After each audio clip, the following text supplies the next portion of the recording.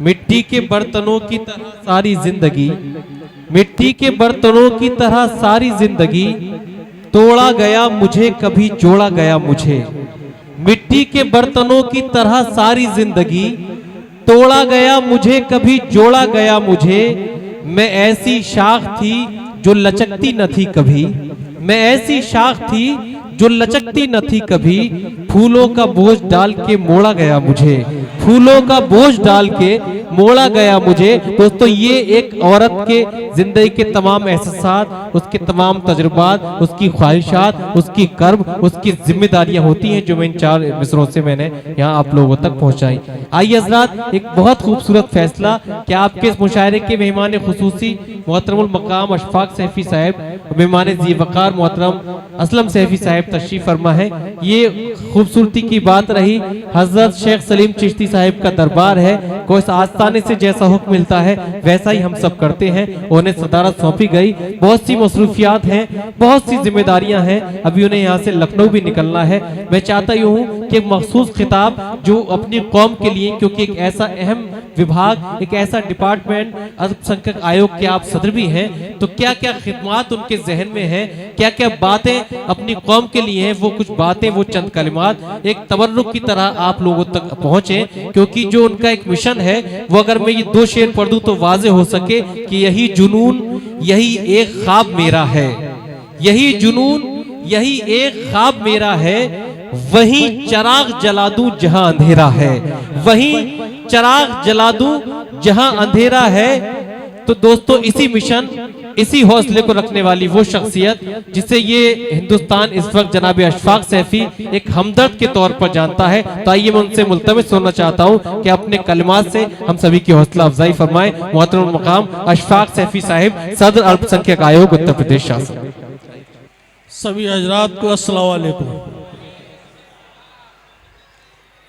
साथियों, आज हम लोगों के लिए बहुत ही खुशी का दिन है, बड़ा दिन है, क्योंकि आज हम लोग ऐतिहासिक शहर फतेहपुर सीकरी में हिंदुस्तान के मशहूर सूफी संत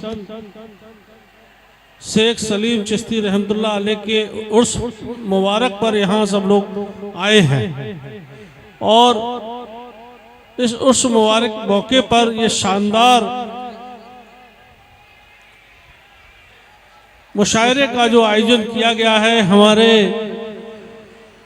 हाजी हफीज अहमद कुरैशी साहब द्वारा, मैं इनको मुबारकबाद देता हूँ कि इन्होंने इतनी शानदार महफिल यहाँ बुलाई है और हिंदुस्तान के मशहूर शायरों को यहाँ बुलाकर इनके कलाम पेश करने और कलाम सुनने का मौका हम सभी लोगों को दिया है। और इस मुशायरे का बहुत ही शानदार और जानदार हमारे निजामत कर रहे हिलाल बदायूनी साहब, हमारे बीच मीसम गोपालपुरी साहब, हाजी साहब और तमाम यहाँ आए हुए शायर यहाँ जो उपस्थित हैं, उनके अभी कलाम आपको सुनने हैं। दोस्तों, मैं एक शेर पढ़कर अपनी बात को शुरू करूंगा। इरशाद। अकेला ही चला था जानवे मंजिल, मगर लोग मिलते गए और कारवां बनता गया। साथियों,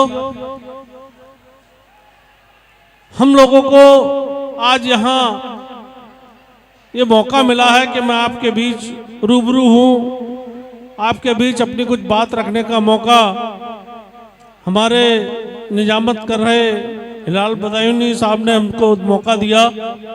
और यहाँ पे तमाम मंच पर बैठे मेरे साथी और यहाँ उपस्थित हमारे भाइयों, दोस्तों, मित्रों, साथियों,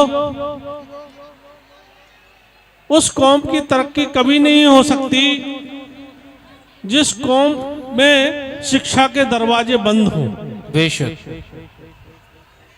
2014 में जब देश के प्राइम मिनिस्टर माननीय प्रधानमंत्री मोदी जी जब आए थे, तो उन्होंने एक यहाँ की अल्पसंख्यकों की समस्याओं को समझा। तब उन्होंने एक नारा दिया था कि वो चाहते हैं देश के मुसलमान के हाथ में एक हाथ में कुरान और एक हाथ में कंप्यूटर होना चाहिए। मित्रों, माने उन्होंने इस दर्द को समझा कि इस देश का मुसलमान अशिक्षित है, बेरोजगार है, गरीब है, इसकी गरीबी कैसे दूर की जाए, इसको शिक्षित कैसे बनाया जाए। तब उन्होंने ये नारा दिया, एक हाथ में कुरान और एक हाथ में कंप्यूटर, माने मदरसों के अंदर दीनी तालीम के साथ साथ दुनिया की तालीम भी पढ़ाई जाए। हम अपने बच्चों को कुरान के साथ साथ हिंदी, इंग्लिश, गणित, विज्ञान भी पढ़ाएं। मित्रों, जिससे हमारे बच्चे पढ़ लिख कर डॉक्टर, इंजीनियर, IAS, IPS निकले। बेशक मित्रों, हमारे हुजूर अकरम सल्लल्लाहु अलैहि वसल्लम ने भी फरमाया कि हमको अगर आवश्यकता है तो हमको चीन तक जाना चाहिए। माने दीन की तालीम के साथ साथ अगर सबसे ज्यादा थी तो मक्के के अंदर थी दीन की तालीम। तो चीन जाने की बात उन्होंने क्यों कही? क्योंकि हमको दीन की तालीम के साथ साथ दुनिया की तालीम हमको आवश्यकता है। हमारे बच्चों को टेक्निकल बनना है। और आपको बताएं, ये मुस्लिम कौम एक ऐसी कौम है, इसमें पैदाइशी इंजीनियर होता है। बेशक कोई लकड़ी का काम करता है, कोई लोहे का काम करता है, कोई दर्जोजी का काम करता है, कोई कपड़े का काम करता है, कोई पत्थर तराश के भगवान की मूर्ति बनाने का काम करता है। मित्रों, तो ये कौम पैदाइशी इंजीनियर है। बेशक और इसके साथ अगर ये पढ़ लिख जाएगी तो इसकी औलाद जब किसी थाने में आप लोग जाओगे तो वहां सिपाही मिलेगा, दरोगा मिलेगा, इंस्पेक्टर मिलेगा। मैं आप लोगों से एक बात कह के अपनी बात को समाप्त करूंगा। हम लोगों को आज यहाँ प्रण लेना है, आधी रोटी खाएंगे और बच्चों को पढ़ाएंगे। इस लक्ष्य के साथ, इस संकल्प के साथ हम यहाँ से जाएं, क्योंकि तालीम वो चाबी है जो सभी तालों का रास्ता खोलती है। बिना हम शिक्षा के, ऐसे मान लीजिए जैसे कोई अंधा व्यक्ति है, उसको कुछ दिखाई नहीं देता जब तक वो चश्मा न लगा ले। इसीलिए हमको तालीम, अपने बच्चों को शिक्षा देनी चाहिए। इसी के साथ इस बहुत ही सफल और शानदार मुशायरे के लिए मैं आप सभी लोगों को मुबारकबाद देता हूँ। यहाँ के बहुत अच्छे अच्छे शायर यहाँ बैठे हुए हैं, उनके कलाम आप लोग सुनेंगे, क्योंकि मुझे कहीं जाना है और जा नहीं था, तो यहाँ पर मैं सब लोगों के शायर मैं भी सुनना चाहता था, कलाम सबके मैं भी सुनना चाहता था। आप सभी का बहुत बहुत शुक्रिया, आपने मुझे यहाँ बुलाया, मुझे जो इज्जत दी। अस्सलाम वालेकुम, नमस्कार।